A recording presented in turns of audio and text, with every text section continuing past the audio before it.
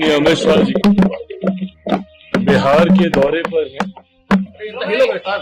और हम लोगों के गठबंधन की ये खूबसूरती और ये ताकत है कि हम लोग एक दूसरे का हाथ पकड़कर एक दूसरे का सहयोग कर गठबंधन को मजबूती देते हुए एक ऐतिहासिक जीत की ओर अग्रसर हो रहे हैं ताकि उस विकसित बिहार का निर्माण कर सके जो मेरे प्रधानमंत्री जी के लक्ष्यों में 2047 तक जब भारत एक विकसित देश बने तो उसमें बिहार सबसे विकसित राज्यों में हो, ये प्राथमिकता मेरे प्रधानमंत्री की रही है। तीसरी बार सरकार बनने के बाद जिस तरीके से प्रधानमंत्री जी साल भर के भीतर 11 बार बिहार आ चुके हैं, ये दर्शाता है कि उनकी प्राथमिकता में किस तरीके से बिहार और बिहारी हैं। आज आदरणीय केंद्रीय गृह मंत्री अमित शाह जी से मुलाकात कर आने वाले दिनों में कैसे हम लोग कैंपेन को और ज्यादा साथ मिलकर मजबूत कर सके ताकि हर वो सीट हम लोग जीत सकें जिससे एक बड़ी जीत, एक ऐतिहासिक जीत एनडीए की हो।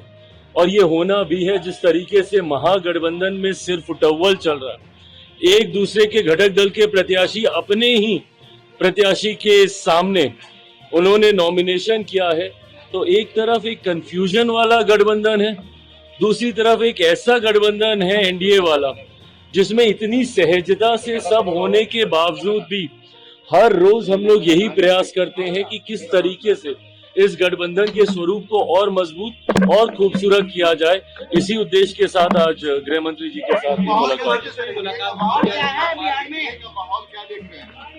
भाई एनडीए का माहौल आप सब देख रहे हैं और ये जनता के बीच है। जिस सहजता से एनडीए ने अपने पांचों एलाइज को सम्मान देते हुए एक सहज नेगोशिएशन को संपन्न करने का कार्य किया।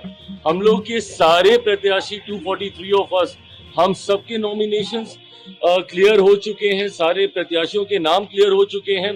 कोई कंफ्यूजन नहीं है महागठबंधन की तरह कि ये सीट इनके पास है कि मेरे पास है। ऐसे में ये क्लैरिटी होने के बाद अब हम सब लोग जमीन पर उतर चुके हैं, कैंपेन कर रहे हैं। आज मैं स्वयं, मेरे प्रदेश अध्यक्ष, उनका नामांकन है गोविंदगंज, अब वहां जा रहे हैं। तो हर कोई, हम लोगों ने तो अपनी कैंपेन की शुरुआत कर दी है, जहां महागठबंधन अभी तक एक दूसरे की दावेदारी को काटने का प्रयास कर रहा है। कौन कह रहा है कि तेजस्वी तय है, जब गठबंधन ही नहीं कह रहा है कि भैया तेजस्वी तय है। तो ऐसे में जनता या अगर इनके कार्यकर्ता अगर ये सोचते हैं कि जनता इनको स्वीकार करेगी, मैं नहीं मानता कि जिस गठबंधन के भीतर इतनी कंफ्यूजन हो वो बिहार को एक विकास की सोच दे पाएगा।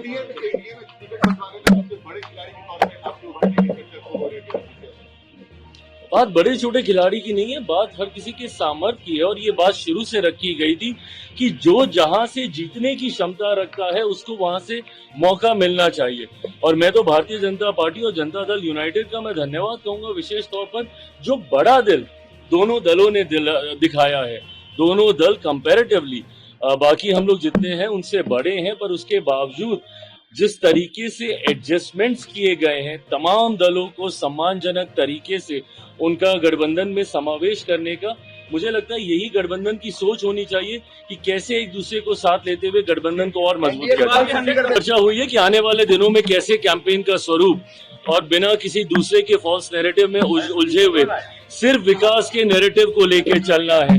2024 में हम लोगों ने देखा कई अलग अलग विषयों को लेकर भ्रमित करने का कार्य किया गया, कभी संविधान, आरक्षण, विभिन्न तरीके की बातें, पर बिना किसी गलत नैरेटिव में उलझे हुए सिर्फ विकास का नैरेटिव होना चाहिए। बिहार में कैसे आने वाले दिनों में युवाओं के लिए रोजगार के अवसर हम लोग उत्पन्न करेंगे, कैसे इंफ्रास्ट्रक्चर डेवलपमेंट यहाँ पे किया जाएगा, शिक्षा स्वास्थ्य को कैसे यहाँ पे बेहतर किया जाएगा, और मौजूदा योजनाओं के तहत जितनी भी वेलफेयर स्कीम्स है कैसे उसको और सशक्त किया जाएगा, इन तमाम बिंदुओं पर चर्चा। Thank you.